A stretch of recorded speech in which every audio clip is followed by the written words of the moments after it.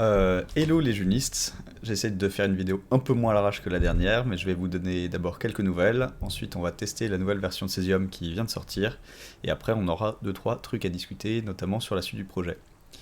Donc déjà, moi ça va super bien, comme vous voyez, il y a un nouveau décor, le déménagement s'est bien passé, c'est vachement plus agréable, c'est plus lumineux, même si ça fait du contraste. Euh, voilà pour le déménagement. Le côté job, je travaille au Filament, qui est entre autres un chaton et une boîte, une coopérative qui fait des logiciels pour les autres coopératives. Ce que je fais est assez intéressant. Et je suis content, je bosse 4 jours par semaine, ce qui me laisse le vendredi pour d'Uniter. Pour l'instant, j'ai privilégié les sujets techniques. C'est pour ça que vous m'avez pas beaucoup vu. Euh, je vais passer au test de Cesium. Alors, on va se mettre en petit, regarder sur le forum d'Unitaire le dernier post. Donc, Zoltunay, il y a 2 jours, qui nous dit qu'il a une nouvelle version de Cesium, Alpha 51, avec quelques fonctionnalités supplémentaires. Et on va la tester tout de suite en live. Donc, je l'ai installé ici depuis les releases. J'ai pris l'app image sur Linux. Et on va tester ça tout de suite. J'ai absolument pas prévu. Donc voilà, Cesium, on va d'abord tenter la création de compte. Donc la création donc c'est sur la monnaie GDEV, et c'est censé nous guider un peu comme l'a fait Gecko. On va mettre ça en ne pas déranger. Tac. Comment c'est la création de compte? Donc là, il y a un besoin d'illustration qu'a exprimé Benoît Lavenier, qui m'a mis là. Donc s'il y a des illustrateurs qui regardent cette vidéo, n'hésitez pas à contribuer pour faire des petits, ne serait-ce que des petites infographies sympas pour guider dans cette étape, parce que ça va être la première chose que les gens vont rencontrer, expérimenter, notamment les nouveaux utilisateurs, parce que Cesium est un peu la porte d'entrée pour les nouveaux utilisateurs, donc soit ils vont télécharger Gecko, ils seront ils seront accueillis par un petit gecko, et ici, ce serait bien d'avoir quelque chose de sympa qui les introduit sur une blockchain, la création de comptes, avec la phrase de restauration, des concepts qu'ils n'ont pas. Donc Cesium va générer une phrase de restauration. Il y a toute une question de vocabulaire qu'on a commencé, donc ce qui est en gras, normalement c'est du vocabulaire sur lequel on s'est mis d'accord. Mais tout ça, il va y avoir des choses à discuter. Conserver cette phrase précieusement, car sans elle, Cesium ne pourra pas reconstruire les clés. Je ne vais pas détailler pour l'instant, on va juste tester. Dans une blockchain, pas de procédure de récupération de mot de passe, en effet, vous êtes maître de votre secret, et la phrase de restauration, c'est votre secret. Et on la génère pour vous parce que c'est un secret avec un niveau de hasard suffisant pour qu'il ne soit pas repris par d'autres gens. Munir d'un papier, des crayons. Comme on est en test, je vais le faire sur un pad. Mais le papier et le crayon, c'est quand même une très bonne manière de ne pas perdre les choses. On est plus habitué à ne pas perdre des choses sous forme physique. Ah oui, on peut pas la copier. Alors ça pourrait être pas mal de la copier. En tout cas, je peux pas la copier direct. Tac. Ok, solve. C'est bon, le premier mot c'est solve. Solve, et le dernier mot c'est oven. Ok, j'ai noté ma phrase. On passe au suivant. Donc ce que je passe en vidéo ici, tout le monde l'aura en fait. Ce secret, c'est le secret vraiment qui permettra d'avoir le compte que j'ai. Avez-vous bien noté votre phrase de restauration? Donc là, comme dans Gecko, il nous demande un mot, par exemple le mot niveau 12, donc c'est oven. C'est bon, c'est le bon mot. Vous allez devoir saisir un mot de passe. Donc ça, c'est un mot de passe pour protéger, c'est le mot de passe qu'on va saisir à chaque fois qu'on veut réaliser une action, donc certification par exemple si c'est un compte membre, ou transaction, qu'on peut retenir éventuellement à une certaine durée, 15 minutes, mais ça permettra de protéger en cas de vol de l'appareil, ou même en cas qu'on laisse l'appareil de côté, et quelqu'un ne pas pouvoir se servir de notre compte. C'est pourquoi vous seul devez le posséder ou l'avoir en mémoire. Voilà. Mais celui-là, on peut le changer. Donc l'autre, c'est la phrase de restauration, on peut pas la changer. Ici, c'est le mot de passe, on peut le changer. Donc moi, je vais mettre... mais ça, en fait, peu importe. Vous n'avez pas besoin de savoir ce que c'est. En fait, c'est spécifique à l'appareil. C'est-à-dire que je peux avoir plusieurs mots de passe différents pour la même clé sur des appareils différents. Tac. Donc nous voici avec un super mot de passe. Bravo, tout prêt pour vous créer votre compte. Voici le numéro de compte. Alors là, le numéro de compte, il va falloir revoir ça parce qu'on appelle ça adresse, sachant que ce sont des adresses SS58, c'est un format d'adresse qu'on décrit de manière technique sur le forum unitaire, et pour la June, elles vont toutes commencer par G1. Je vais pas détailler, mais voilà, et il y a une version courte. Donc je vais le noter là, c'est pratique à avoir sous la main. Enregistrer, veuillez définir votre code secret. Alors là, très surprenant. Donc c'est peut-être un... Oh là là. Ah ouais, alors là, donc il y a deux choses. Donc là, il y a un bug déjà. Il y a un mot de passe et un code secret. Donc je sais pas à quoi correspondent l'un et l'autre. Donc je vais signaler ça. Et si les personnes qui continueront à développer sur Cesium vont pouvoir corriger ça. Et on va vous dire qui c'est dans la suite de la vidéo. Donc s'authentifier, voilà, très bien. Donc j'ai un compte, mais qui n'a encore rien. Donc là, j'ai copié l'adresse, donc je vais utiliser Gcli. Account transfert pour avoir des junes. Hein. Je vais mettre allez, 50, enfin beaucoup de junes, parce que de toute façon, on s'en fiche. Vu que il y a énormément de GDEV qui sont créés tous les jours. Voilà, donc là j'ai utilisé avec Gcli, j'ai transféré 5000 GDEV. Et donc maintenant, normalement, le solde, je ne sais pas si il s'actualise de manière dynamique. Normalement, il faudrait que ce soit le cas. Mais on va aller voir l'historique des comptes, des transactions sur le compte. Et là, effectivement, il y en a une entrante de 5000 GDEV. Donc c'est celle qui est arrivée. Si je fais rafraîchir, ce qui rafraîchit le solde. Donc non. Alors, donc... bon, il va falloir noter tout ça, mais deuxième truc, alors rafraîchir en temps réel le solde du compte avec un abonnement, une fonctionnalité, rafraîchir avec le bouton rafraîchir qui apparemment ne fonctionne pas maintenant, et voilà, et ça peut-être que rafraîchir ça fait juste la liste de transactions, on va essayer d'en faire une deuxième avec un autre montant, voilà, 6000 GDEV. Je pense pas que les transactions apparaissent ici en live avec un abonnement. Mais je pense que si on rafraîchit, on devrait la voir apparaître. En tout cas, si le rafraîchissement marche. Le rafraîchissement ne marche pas. Donc on retourne sur les opérations sur le compte. Non. Ouais, bah voilà, c'est un truc à corriger. Maintenant, on va faire un virement. Donc la seule clé qu'on a comme compte ici. Alors là, je vais aller sur Gcli par exemple. Gcli. On va faire Gcli account balance pour avoir mon compte. Donc ça c'est celui qui finit par ZQZ, c'est mon compte à moi. On va mettre un commentaire de transaction retour. Et puis le montant, on va mettre 1, 2, 3, 4, 5, 6 comme ça. On va pas la confondre. Et là on voit plus 0,02 GDEV de frais. Ça on avait affiché les frais au début, mais on a trouvé une manière qu'il n'y en ait plus du tout. Donc normalement ça devrait disparaître. Ça en fait il n'y aura pas de frais de transaction.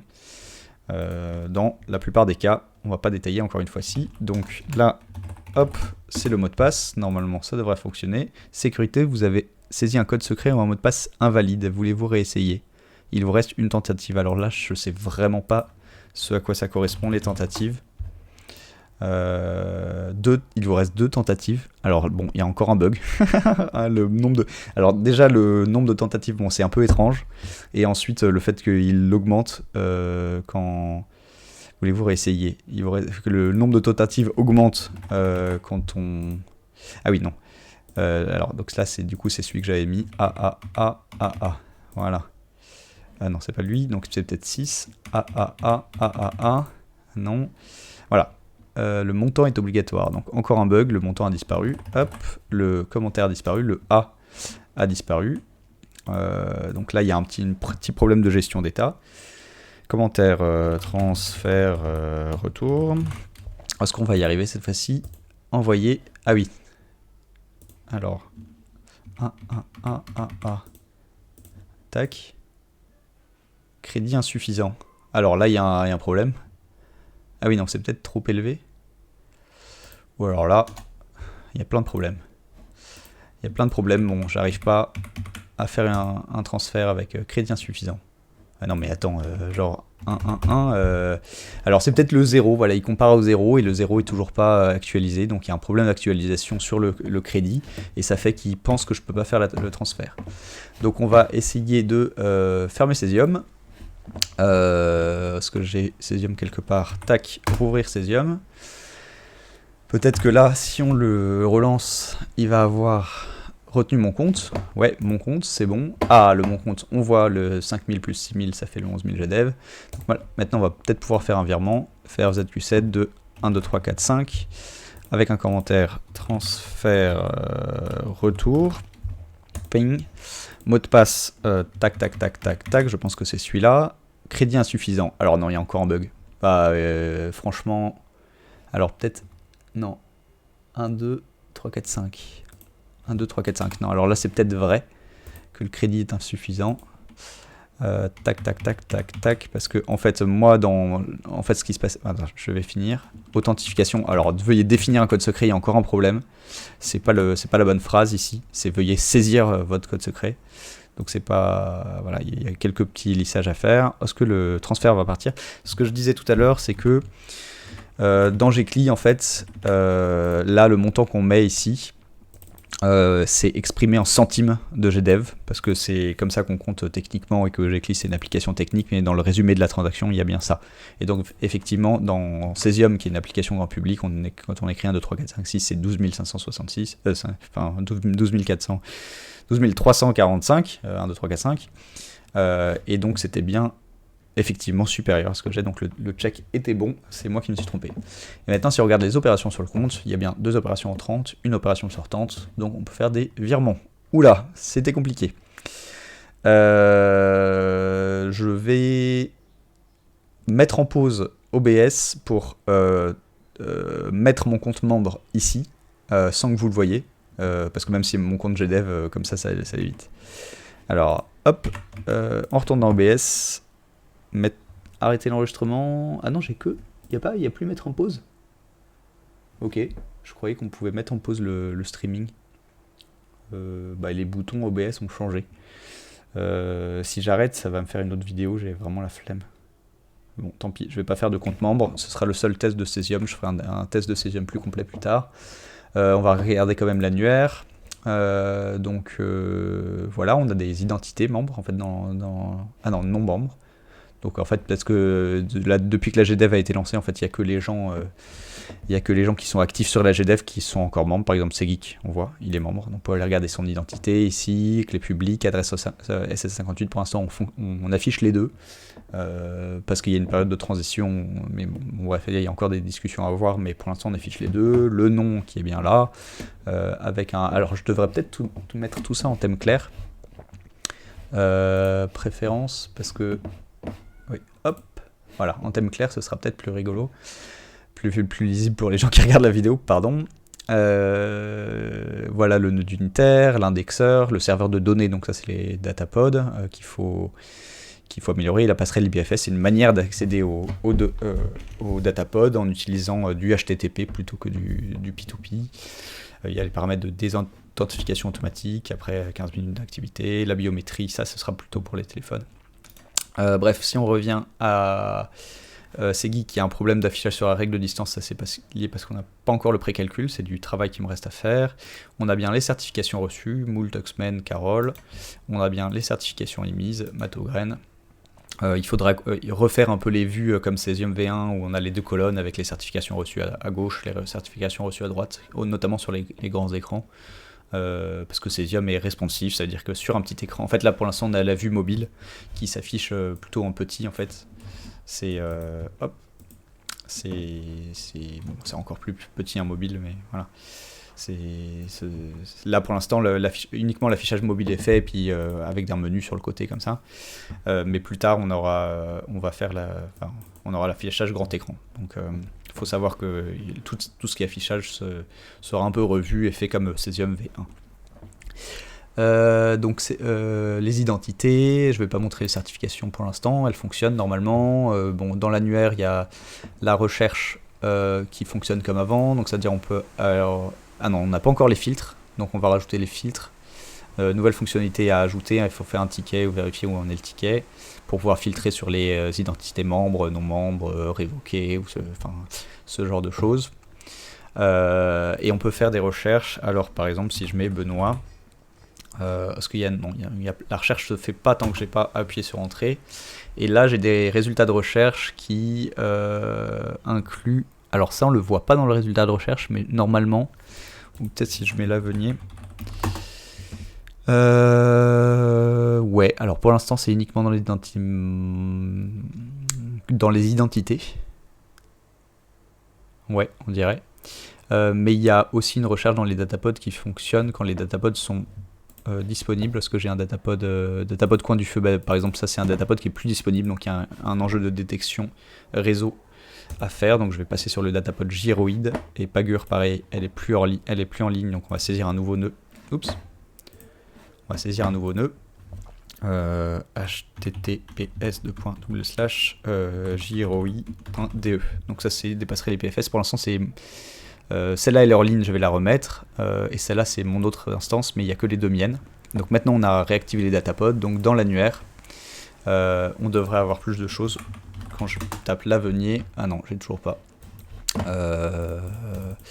peut-être un problème d'initialisation. Je vais tenter de fermer Cesium et le relancer pour voir s'il se souvient des paramètres. Je fais du test en temps réel de Cesium, et donc on va pouvoir extraire de cette vidéo beaucoup de choses. N'hésitez pas à faire la même chose que moi, avec vos cas d'usage, avec votre compte membre, en prenant un peu plus de temps. D'ailleurs on a les actus qui sont faites, donc là c'est les actus que vous avez aussi dans Cesium V1. J'en profite pour, ou alors j'utiliserai ça comme transition, on va finir ce que j'étais en train de faire. Donc je suis bien sur mon compte. Je peux bien, on a bien les opérations. On peut aller dans l'annuaire. Pour le taper sur le micro, si je tape l'avenir, et non, j'ai toujours uniquement les résultats qui sortent de des pseudos de Squid, et pas les datapods. Ah mais en fait les réglages ont été, alors peut-être qu'il faut que je clique sur enregistrer. On va recommencer. Alors https://gyroi.de. Tac. Et là j'ai peut-être qu'il faut cliquer sur enregistrer, je sais pas. Bon, il y a des petits trucs à voir. Voilà, je déroule la vidéo. Et donc normalement il faut que, donc déjà ajouter la découverte réseau, elle doit se faire sur tout. Donc elle se fait sur les nœuds d'unitaire par exemple, il doit détecter s'il est bien synchronisé, voir les autres nœuds. L'indexeur de données, même chose. Les datapods, ça sert à rien de garder une connexion qui fonctionne pas. Enfin, il faut en tout cas mettre en rouge en disant que ça fonctionne pas. Il faut faire un minimum un diagnostic et éventuellement proposer à l'utilisateur de changer, sachant que maintenant on a une solution pour avoir les endpoints. En fait, on déclarera son endpoint via son nœud unitaire. Donc si on lance un nœud unitaire miroir par exemple, on pourra dire voilà l'adresse de mon ERPC ici, voilà l'adresse de mon Squid, voilà l'adresse de mon datapod, voilà l'adresse de ma passerelle IPFS, et ainsi de suite. Est-ce qu'il y a un mode expert, mais pour l'instant, période entre chaque récupération du dividende universel, ça c'est pas encore fait. Bon, les montants on a eu plus tard. Donc je vais pas pouvoir montrer la partie datapod. D'ailleurs on voit les images ne s'affichent pas, les images viennent des datapods. Le datapod Pagure est hors service alors que le datapod gyroïde est sélectionné, mais donc il reste des choses à faire. Donc maintenant, transition, on revient sur l'accueil. On a le message qui est le même, en fait, qui est un message du forum. En fait, si on clique sur voir ici, on tombe sur.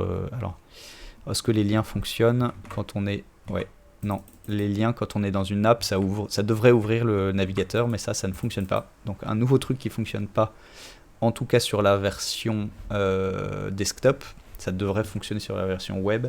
J'espère que ça fonctionne sur la version mobile. Donc il faut faire marcher ce bouton-là pour qu'on puisse aller sur le forum.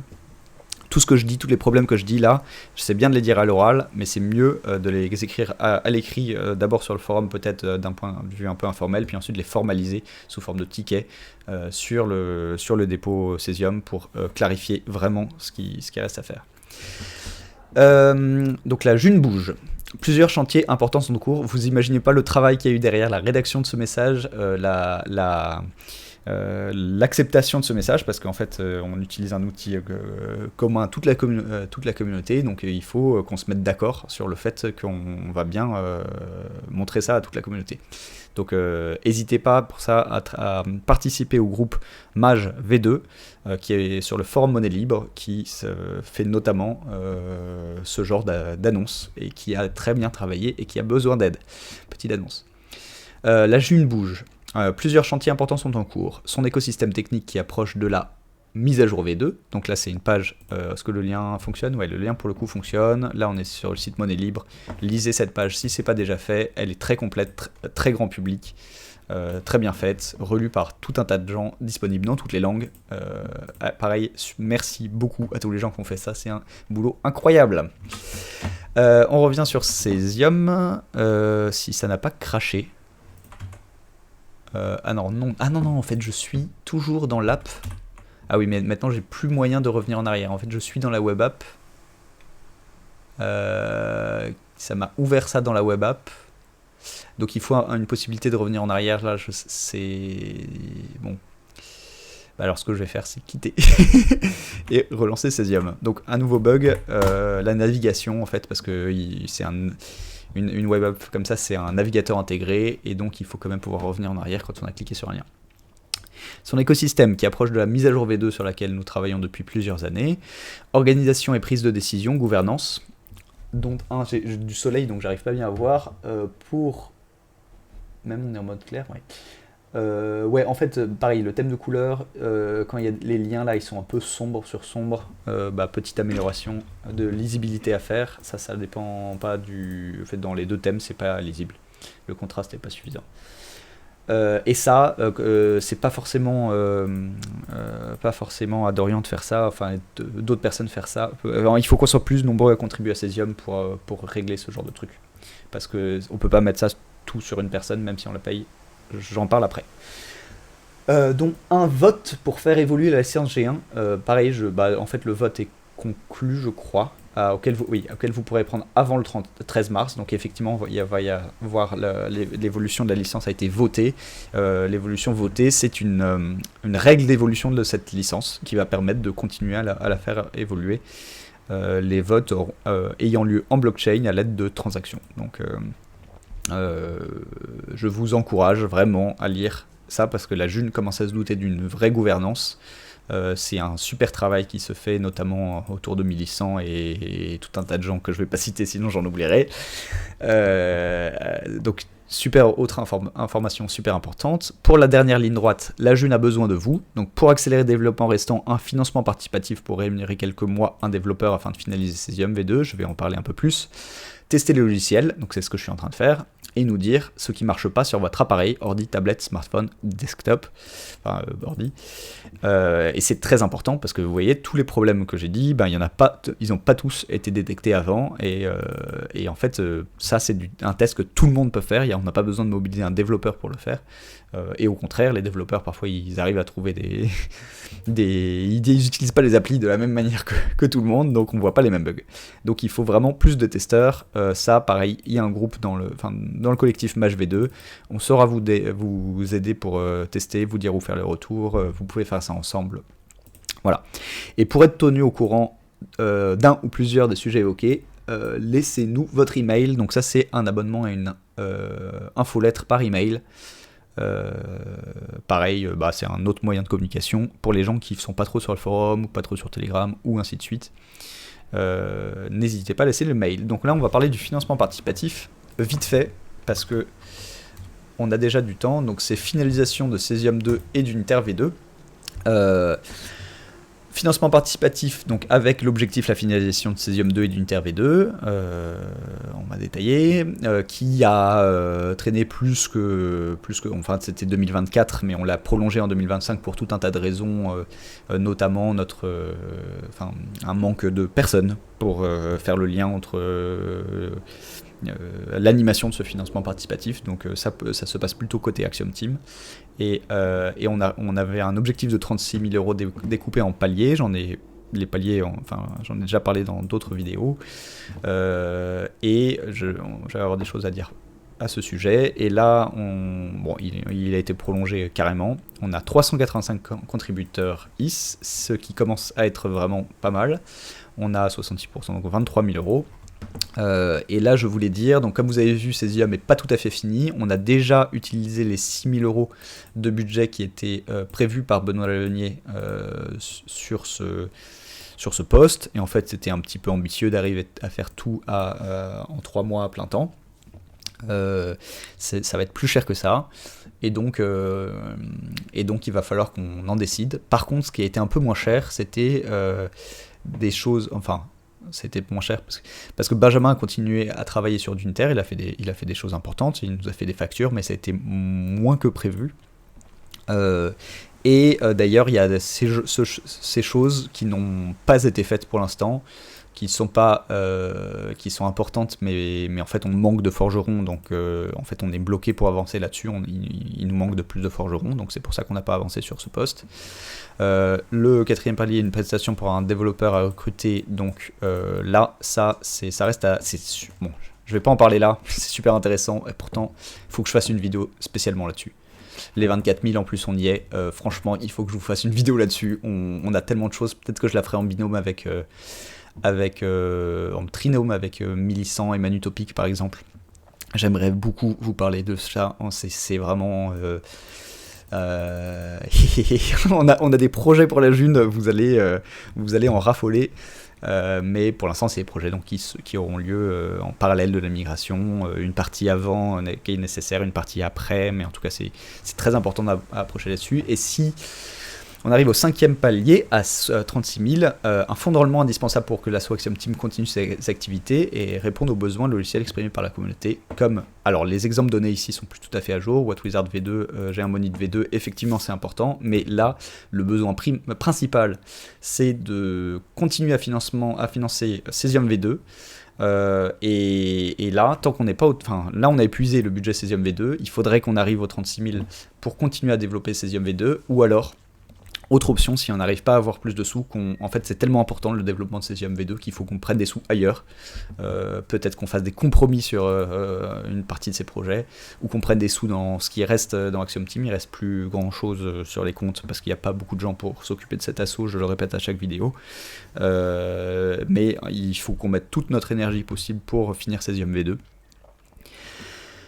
Et donc on en discutera prochainement, mais pareil, ça nécessite des gens pour faire le lien entre les développeurs et la communauté. Voilà tout pour ce qu'on avait à dire sur ces points-là. J'en avais prévu quelques autres. Alors la situation perso c'est fait, le point sur Cesium et le test en live c'est fait, besoin de continuer le financement, on l'a vu. Et voilà, qu'est-ce que je fais moi actuellement? Donc comme je vous l'ai dit, j'ai moins de temps qu'avant. Je vais peut-être me remettre en grand.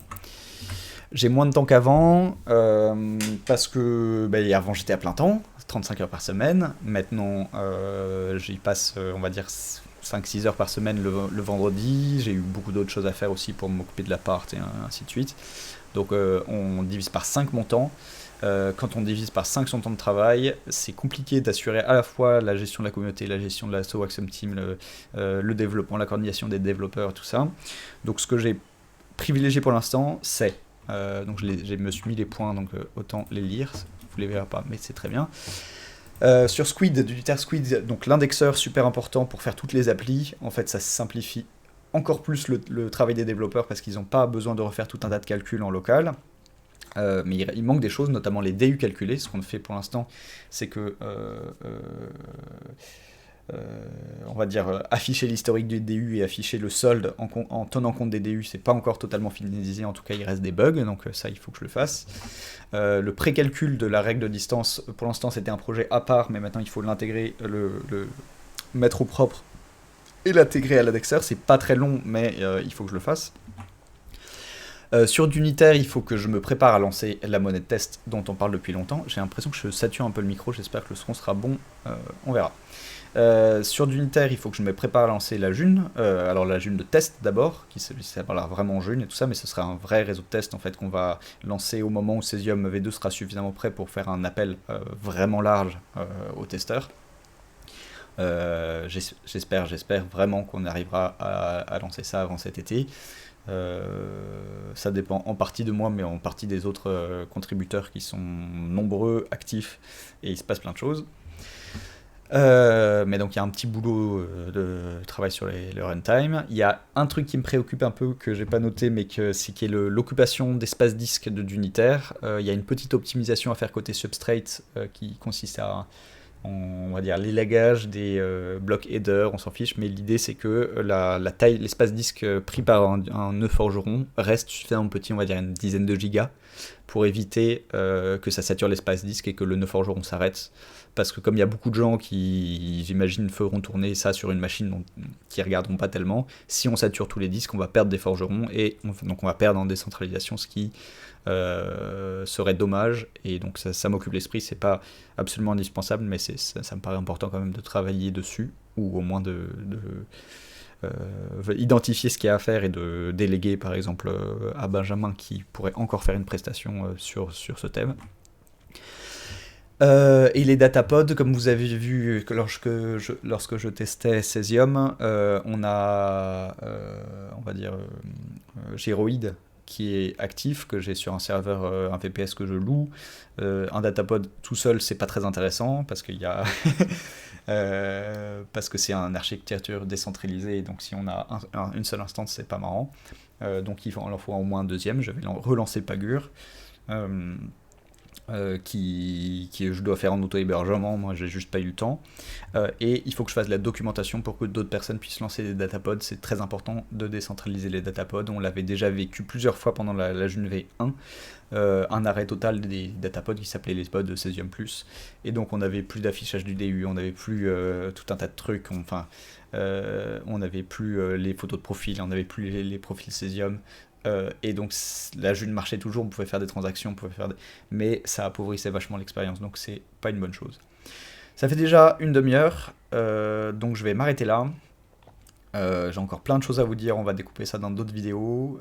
Comme vous voyez, je suis motivé, je manque juste de temps, et donc pour aider, pour contribuer à ce super projet de migration V2 dont on s'approche de plus en plus. Les endroits en fonction de ce que vous préférez, c'est le collectif Mage V2 qui fait un super travail, et l'association Axiom Team qui fait un travail très utile aussi, mais que j'ai l'impression que personne ne veut faire parce que ça consiste à gérer des euros, et en fait les gens qui s'intéressent à la June ne sont pas forcément intéressés de gérer des euros, et donc c'est à chaque fois la galère. Voilà tout pour aujourd'hui. Parfois je promets de parler de sujets et je le fais pas, rappelez-le moi en commentaire. Franchement, je le dis, bon, il n'y en a pas beaucoup parce que c'est sur Peertube. Peut-être qu'un jour il faudra qu'on publie ça sur YouTube aussi, parce que même si c'est Google, ben, les gens ils sont plus présents. Donc mettez-le en commentaire, je lis tous les commentaires. Quand il y a des questions, j'y réponds. Et s'il y a des points à traiter qui vous paraissent importants, mettez-les, je le ferai. C'est pas beaucoup d'efforts de faire une vidéo, c'est assez. Je peux en faire en soirée comme ça. Et ça me prend pas beaucoup de temps. Voilà, si je fais une vidéo d'une demi-heure, bah c'est en gros une demi-heure de vidéo, une demi-heure de chapitrage et de publication. Ça me prend 1 heure, c'est pas du tout les mêmes échelles de temps que du développement logiciel, et c'est beaucoup moins fatigant. Voilà tout pour aujourd'hui, à la prochaine, et aidez, contribuez.